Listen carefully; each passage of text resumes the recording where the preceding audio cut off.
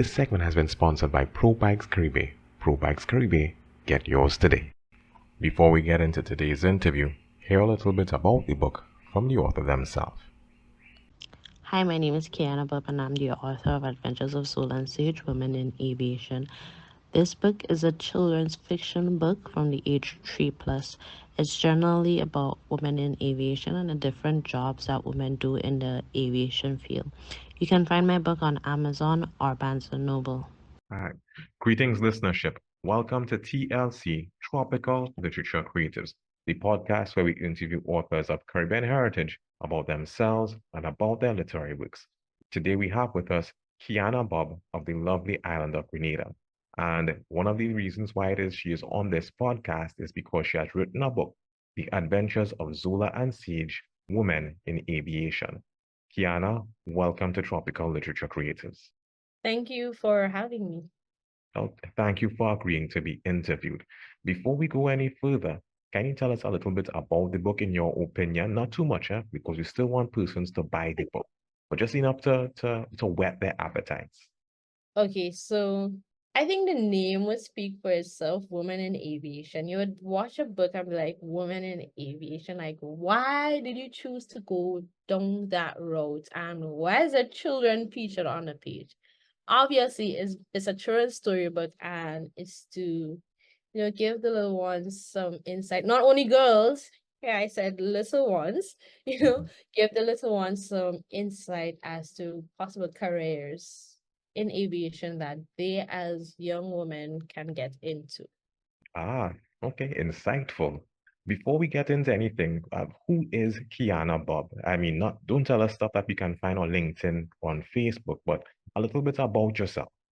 So, yeah, let's see what you cannot find online. Well, I mean, I must mention that I am an air traffic controller. Although we see that online, I must mention that. Ah, Um, I'm also a dancer, ah, a musician here and there. I played the piano and the steel pan. ah. Track and field athlete, former track and field athlete from my secondary school, and footballer as well for my former secondary school. I attended the St. George's Anglican Junior and Senior Primary Schools here in Grenada. Well, Mm-hmm. after Ivan, I spent 1 year in a private school because, that was the only school to reopen early, so my mom took advantage of that. And then after my primary school life, I went on to the St. Joseph's Convent, St. George, where I spent 6 years. I did my 5, graduate, and then I went back for another year where I did secretarial studies, where I got the opportunity to do a job training at the airport. And yeah, I grew up loving planes, traveling a lot. Every morning, I would be outside waiting for either Liat or Caribbean Star. Some people don't know what Caribbean Star is, but either Liat or Caribbean Star to fly over. Mm-hmm. Yeah, I think at that time too, BB had their little dash eights that used to fly over as well. So yeah, I can generally say I grew into aviation. Uh, uh, it sounds like you have a really colorful background in the arts and also in athletics. And here did you find yourself in aviation? And even after aviation, we see you blooming or blossoming into the role of a self-published author. Now, what inspired you to write the book, The Adventures of Xola and Sage? So in my story about myself, I'm sure you did not hear me mention anything about, I like to read or I like to write or anything Yeah, like that. It's very interesting, yeah. right? Wondering. Um, I was wondering, but I no writing was a no for me. Reading, I would read, right? But it has to be something that that would have me sitting there reading. Okay, cool. But those two things they were no for me. But this COVID pandemic did so much to people, changed so many lives for Mhm. the positive. We'll focus on the positive, for the positive, and that changed my life, made me write a book. Ah, And It's simply because I was scrolling through what was called Twitter, and I saw a tweet from a young lady from the United States. Mm-hmm. She said, I guess that was the first time that was her first time on a plane. And she was like, why is my pilot a woman? I've never seen a female pilot. I'm like, we Oh, are in 2020. How do you even tweet something like this? You know, we're in the life of social media right now where you would see pictures of female pilots flying planes. There are videos. I mean, you're on Twitter, news spreads around Twitter so fast that you would see a female pilot. So how is that a no? oh. I was on work actually that day, and I made a mention to one of my colleagues. I'm like, I'm gonna write a book about women in aviation. And I was just brainstorming, you know, making tricks, and it was supposed to be a joke. Because as I said, I'm not a writer, I am not a reader. So it was supposed to be a joke. But a few days down the line, there was someone from the Bahamas who had just gotten her pilot license, and she was working for her first company, Mm-hmm. I believe it was. While she was boarding the plane to go fly, some guys were like, why is this woman coming to fly a plane? Like, who is she? Like, how did you get the money to fly a plane? And like, which guy was the guy that sponsored you? Because I know you can't afford it. All those, you know, kind of hurtful things some guys that just can't believe a woman would fly a plane would say. So that was like, okay, you know what? I'm like, let me just get serious. And Mm-hmm. actually, this time I was serious. But just to write it, just to write a story, you know. But I'm such a, you know, creative and imaginative person. Like I just went all down the line, like, you know, thinking about how the story should go and so on and so on.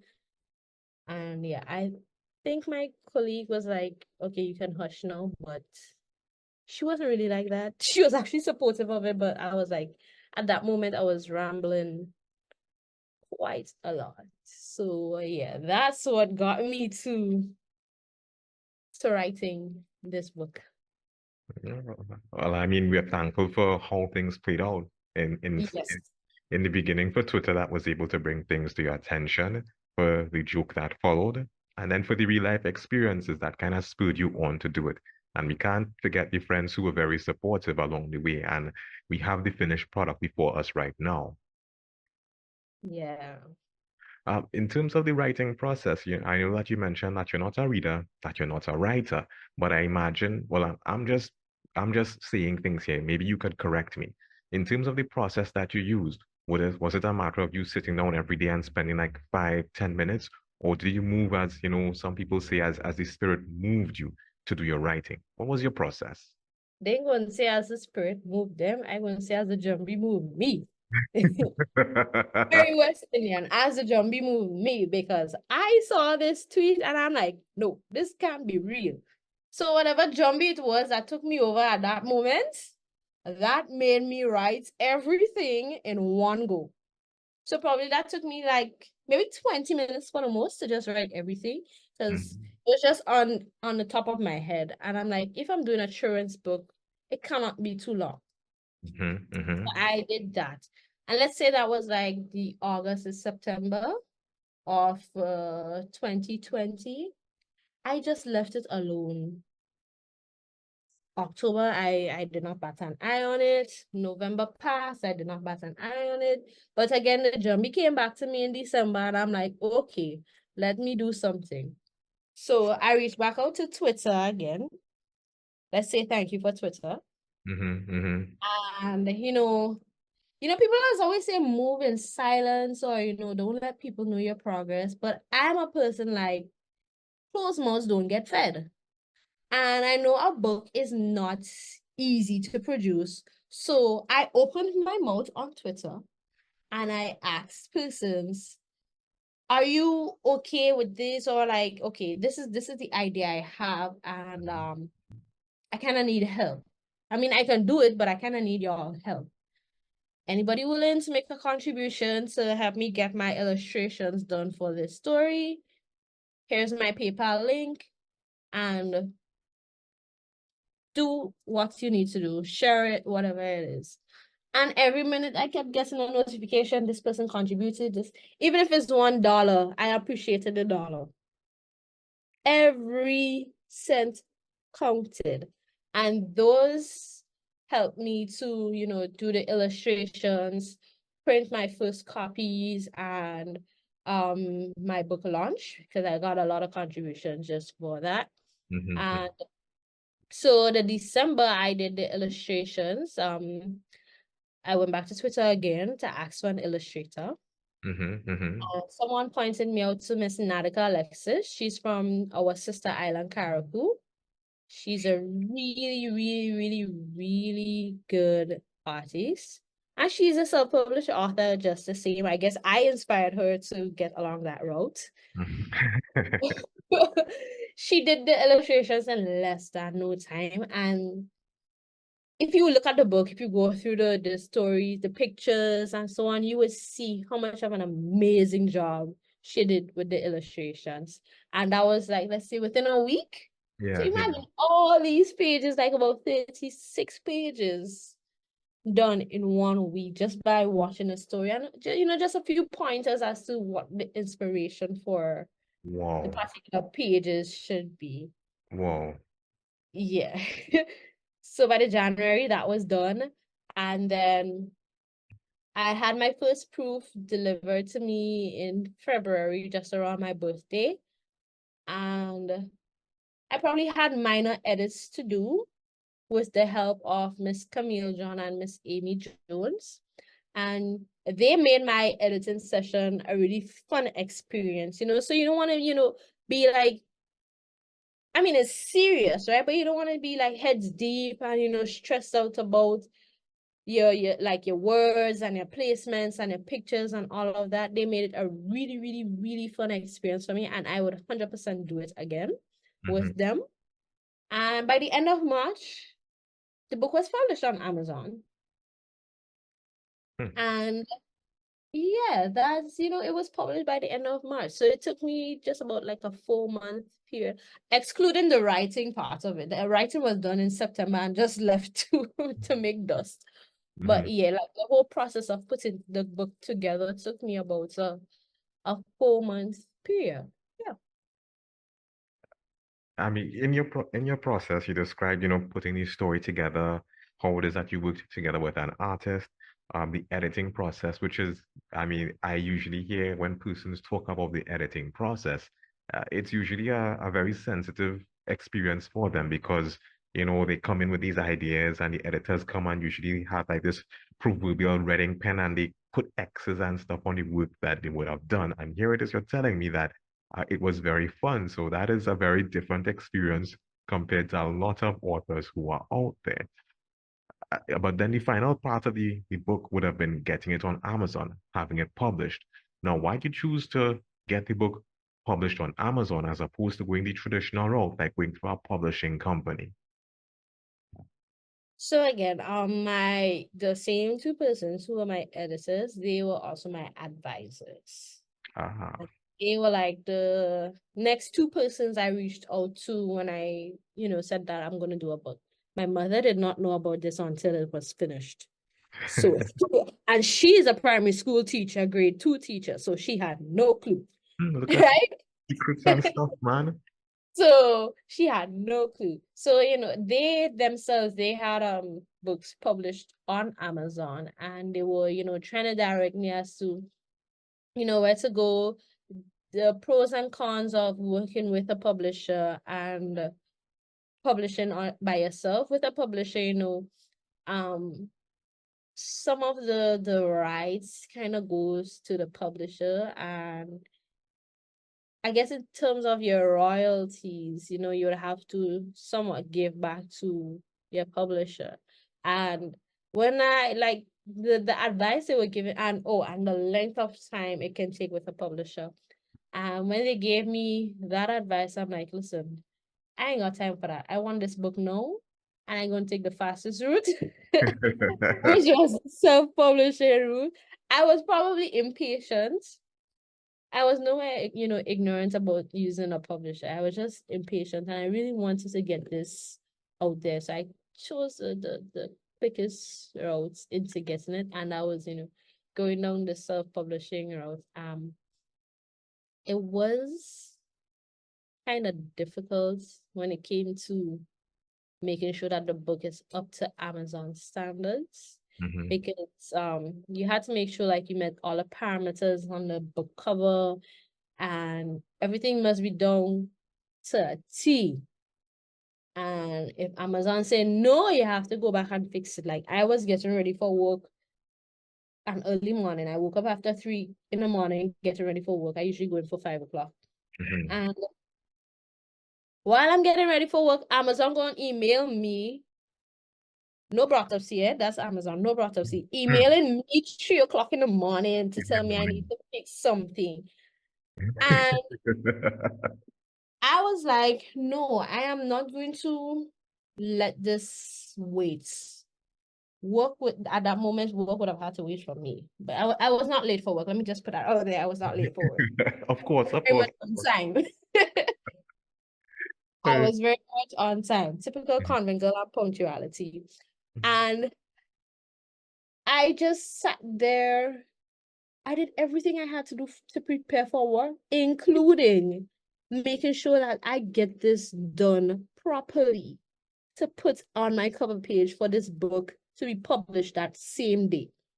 Then I got another email saying I need to make a change. I'm like, Amazon, what it is you want from me? And it was just like probably like a centimeter change I had to make. And that process alone within, that couple hours was the most tedious of everything I had to do when it came to my book. And I don't know if it's because like I took the entire process where from the beginning, I took everything as a joke that it just seems so easy and it flows so smoothly for me. Mm-hmm. But it's just that moment, like, you reach the end, you reach the top of the mountain, but there's this piece of loose rock that every time you put your foot on it, piece just keeps breaking off and it's Yeah. slowing you down from reaching the top. Yeah. That was that moment. That was that moment. And I'm like, I am over it.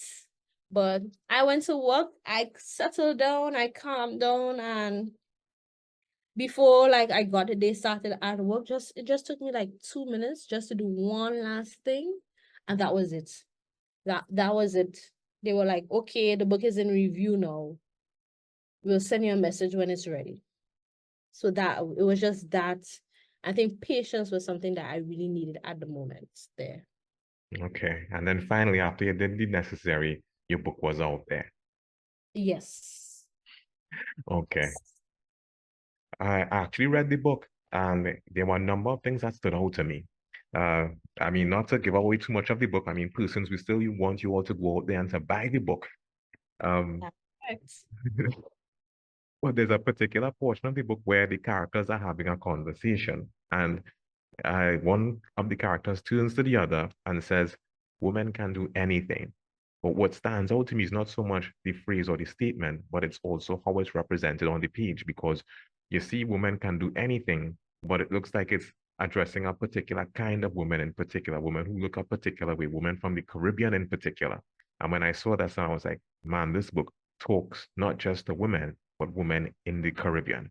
Was this intentional? Is this something that you had set about when it is that you put together the characters of Xola and Sage? Yes. I wanted the little girls to be represented. So you saw the long hair with the barrettes in the end and the glasses. But the glasses, it's not like those fancy glasses, just a big nerdy glasses. And then the next one with her big puffs and her little squiggly hair, all of that. I just wanted the girls to feel like, okay, my hair is short. There's a girl with short hair on the book. My hair is long and black. There's a girl with long hair and black hair on the book. So I wanted that, representation for the girls Yeah, in that aspect. Yeah. and when I looked at it, that's what I saw. That's what I saw. So it looks like one of your checkbox there, and you could cross that off there. It was well done. Well done. Thank you. Well, thanks to Natica as well. One of the things that you bring to the table is that you also work in the aviation industry. So it's not like you're making stuff up. You come from a place of experience and education. I when as you're putting this book together, and again, I'm just piggybacking off what you would have said, that you're not a writer, that you're not a reader, and this is pretty much your first time doing this. Did you get any guidance in terms of balancing the process, in terms of the combination of your education and experience and putting it in a format in which it would have been easily digestible to children 3 years and above? To be honest, no. It's just from what I know, from what I learned. During the COVID period, what helped me cope a lot was YouTube, aviation YouTube. I just sat there and just kept watching videos like Dubai, Amsterdam, Schiphol, Gatwick, Atlanta, Princess Juliana. I was just watching, different airports and stuff like that. So yeah, that's what's I didn't really have like any guidance from anybody per se for putting the stuff together. Well, apart from Google. Okay. I mean, you're being honest and we can appreciate that. But Yeah. in terms of the content, I would have to say I respect it because Um, even though it was a book that's intended or is intended for children 3 years and above, me not being in the aviation industry, I could appreciate the content because you use a number of terms and phrases that I wasn't acquainted with. And as an adult, I was educated by the time I finished the book. And I could appreciate, what you put at the end of the book because you put like some definitions and glossaries so that persons who might have come across terms and phrases as they read the book, they would have been able to understand what these terms and phrases actually mean. So Yeah. I think your research was on point and your background, it really played a pivotal role in putting this book together. Yeah. As it like it's generally education and entertainment with the book. Edutainment, man, edutainment. Yes, edutain. I believe that when a child reads a book, even though, they are entertained by it, they should also be educated. Even if it's like, Anansi swinging from a tree. What tree is Anansi swinging on? A mahogany tree. But what does that mahogany tree do? Ah, okay. Yeah. I see where you're coming from. I see where you're coming from. Uh, what has been the feedback been like for persons who have read the book? When are you writing the next one? When are you bringing in boys? Yeah. Well, that alone could tell you enough. no, I like that response because it actually goes into one of the other questions that I had because the title of the book is The Adventures of Xola and Sage, Women in Aviation. So I'm wondering, uh, is there going to be a next book? Is the next book going to be with Xola and Sage, or is the next book going to be in the same aviation industry or another industry? We're going to continue with aviation, Zola and Sage in aviation, because this is just one part. This is women in aviation. But Mhm. there's a lot more to aviation that many of us know and understand. It's not just, flying planes or how planes fly. There's a lot more. It's just as simple as a day of traveling or how to fix a plane Ah, or an emergency procedure or like, turbulence. As you know, news lately, a lot of flights over the eastern side of the world has been affected by turbulence. So, all these things can be accommodated. And of course, the boys. I cannot forget the boys. no, I don't think that they were entirely left out. Even though Zola and Sage were girls, I appreciated Uncle Cliff, but I don't want to talk too much about it. Go buy the book. Apparently, though, Uncle Cliff was some of the little girls' favorites, huh? Ah, They want a Uncle Cliff too. okay. So it seems that, we have a Uncle Cliff is quite a popular character, and you might even have to look out for him with his own series too. Yep, Okay, maybe. look at that. Look at that. Um, I just want to ask a few questions that are, are about the book, but at the same time are not about the book. Um, but you might be able to share some insights on it. Some of my questions include being in the aviation industry, are there any challenges that persons face, or rather women face?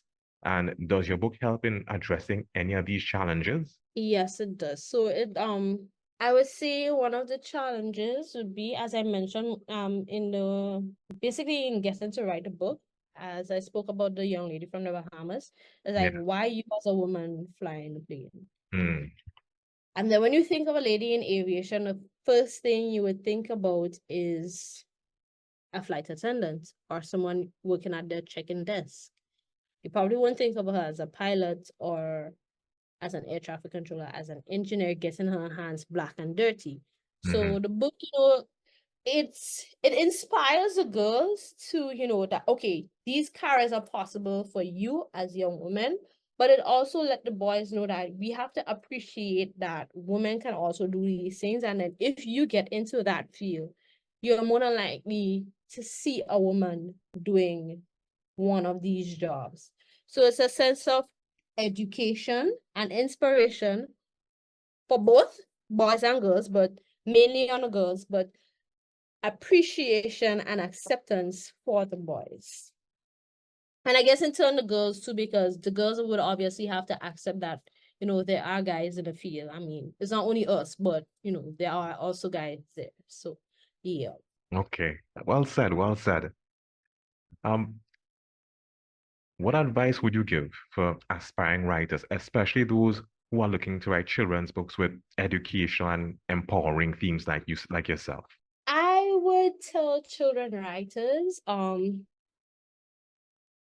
when you are writing, you are the child.